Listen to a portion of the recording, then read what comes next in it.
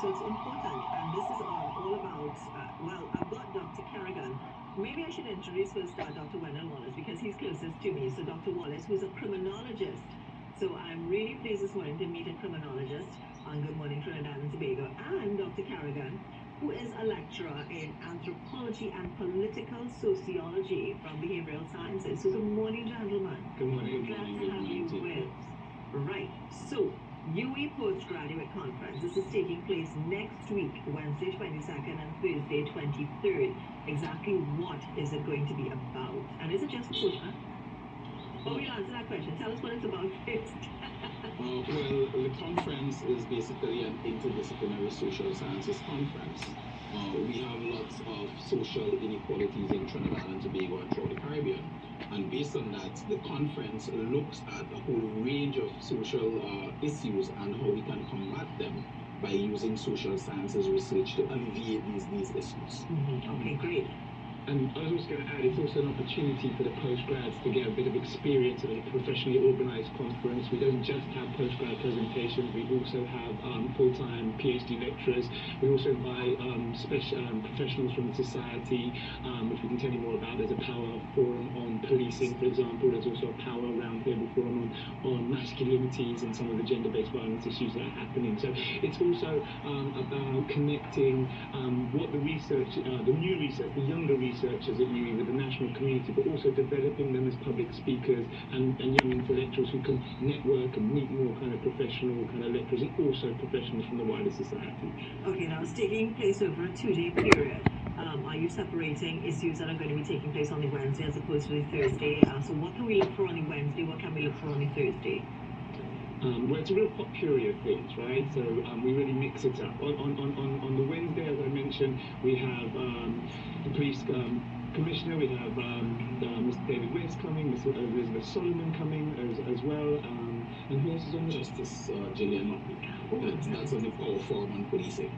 Okay, so it's a power forum on policing. It's roundtable power forum on policing. Okay, now who can come to this? I mean, is it just a postgrad? Because I think that, a power forum on policing should be open to the public and especially to the police as well. Absolutely. Members of the police. Mr. Dr. Criminologist, I should say. You can answer that one. Right. Well, the conference is open to the entire national community. We have certainly invited police officers, we have students, we have faculty. As a matter of fact, we have presenters from the international arena. We have a student from the London School of Economics.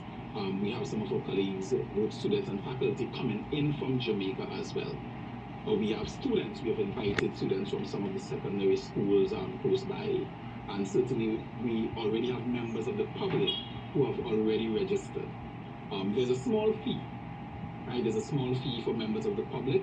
It's only 175 PTE for both days, but it covers all of your refreshments, it covers your conference material, conference bag, everything. So we're hoping to attract a wide spectrum of persons to the conference. Where exactly is it taking place? On campus? And where on campus? Yes, the conference takes place at the Learning Resource Center at the University of the West Indies St. Augustine campus. Okay. It's very easy to locate. So long as you enter the campus, most persons are aware of the location. Of where it is, Yes. And I mean, you can ask anybody anyway, they'll let you know where it is. So this is focusing specifically on what again? So in many ways, because it's interdisciplinary, we're trying to connect different disciplines. So much literature says a lot of the scholarship is what happens in silos. It doesn't necessarily connect. So we have cultural studies, sociology, gender studies, law, criminology, economics, behavioural sciences, all these different things, and more political science, all coming together. So I wouldn't say it's about one thing. It's about more creating ethos that all problems have to be understood holistically. Crime doesn't just exist for criminologists, it connects to sociology, it connects to gender, it connects to everything, law. So we're trying to really develop this idea that for us to alleviate the sort of inequalities, we really need to think interdisciplinary. So on top of this, for instance, we have a panel that's about innovative Caribbean methodologies. What will be a sort of an indigenous methodology for instance, for our deaf communities, or for example, for how can you use maybe liming and picong as a sort of sociological methodology methodology to actually collect information about our society? Why do we always borrow methodologies from, the global north? What can we do? So it's really about kind of giving our own intellectuals, the young intellectuals, confidence, but also connecting them across their boundaries, across their silos. Now, you say that postgrads will also be presenting. Can you give us an idea of some of the topics? I know you mentioned it a little earlier, but some more of the topics that they will actually be presenting. And would this be something specific to the conference, or I'm kind of thinking that it may be related to whatever thesis they may have done as well. So which is it? Or is it a combination of the two? Well, from my end, I can certainly speak to some of my students. I have some of my supervisors who are presenting, and these are Masters and MPhil students. So, for example, you have one student who's presenting on the importance of body-worn cameras in Trinidad and Tobago, and that comes out of his thesis. Okay. We have another student presenting on the need for community policing in a particular district. Another student looked at strain and how strain affects male and females differently. So, from that perspective, I can say, yes, we have students, we have postgraduate students, but I'm also presenting. So it moves beyond just the postgraduate. We aim to, as Dylan said, to give a broad spectrum in terms of the presentation. I know Dylan can speak to some of his students and what they're presenting on. Yeah, and so I'm an anthropologist, so I have students doing more sort of cultural work, sociological work. So as I said, quite a few different things on gender, but stuff as well about public shaming, stuff about white collar crime, stuff about inclusive education. So really wide range spectrum. And to build on your point about is it a development of their thesis? Yes, to a point, but in a 15-minute paper presentation at a conference, you can't really say too much. So really what we do is concentrate on an aspect or a small idea that you can transfer to the audience, they can take away, they can think about it at home. Don't worry to get your whole thesis into it. It's really a kind of a sampler of what we're doing, and it's the third time we're doing this, and we really believe the Department of Behavioural Sciences and our HOD, Derek Cheney, Professor Derek Cheney, really believe in this connection.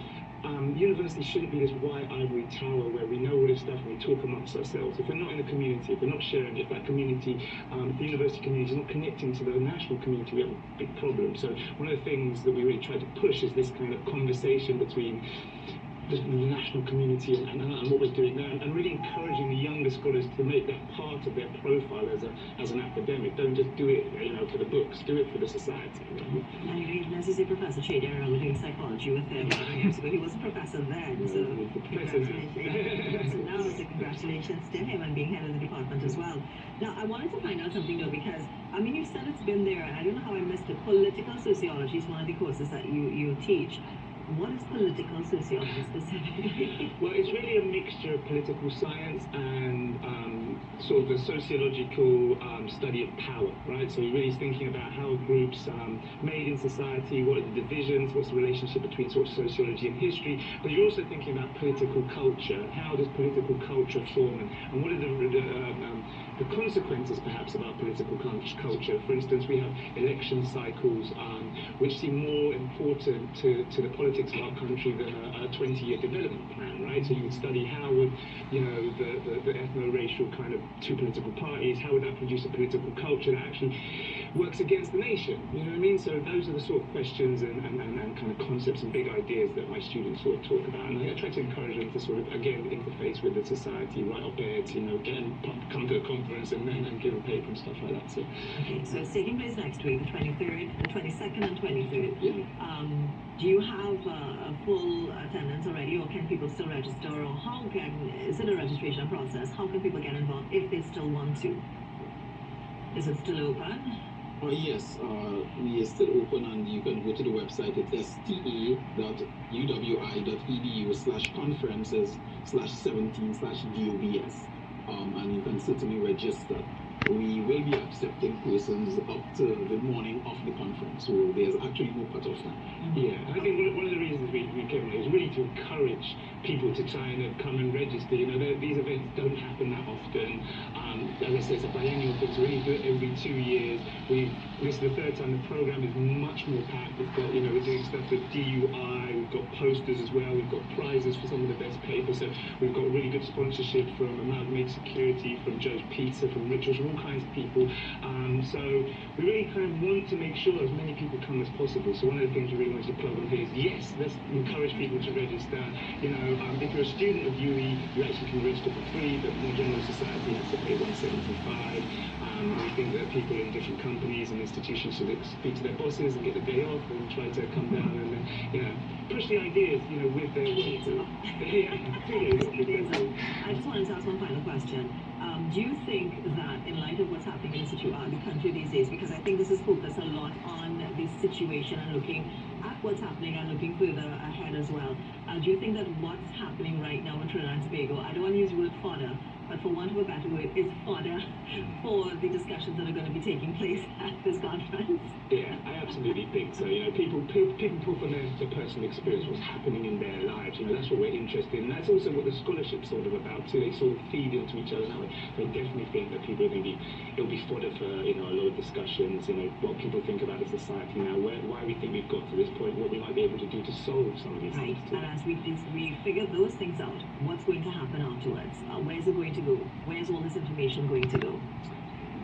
Well, the information that's gathered at the conference, we put it in the form of, for example, we have conference proceedings thereafter that's published, so the students get some publicity in terms of their work. But we don't only use the information for that purpose. We intend to feed into policy creation and policy decision making. So it's broader than just presenting at the conference. And if I may add as well, this conference is part of the 55th year celebration of the Faculty of Social Sciences at the University of the West in St. Augustine. So it's more than just a conference. It has a celebratory element, and in that context, it's really a historic and momentous occasion for our students as well as the wider national community to engage with us. Okay, great. Can I just add that the conference program is available on the website, and I think when people look at that, they'll get quite excited. Great. So it's easy to just go online. I mean, everything you can get online now with you. So there you go. So check it out and be a part of it. Thank you so much, Dr. Wendell Wallace, criminologist, and Dr. Kerrigan, lecturer of anthropology and political sociology from Behavioural Sciences. Thank you so much. Remember, next week, the 23rd, Wednesday the 23rd, and Thursday the 24th, the UE. What did I say? Wednesday the 22nd. And Thursday the 23rd. That's what I meant. That's the UE Postgraduate Conference. Remember, check online and you can be on board with it as well. We'll be right back.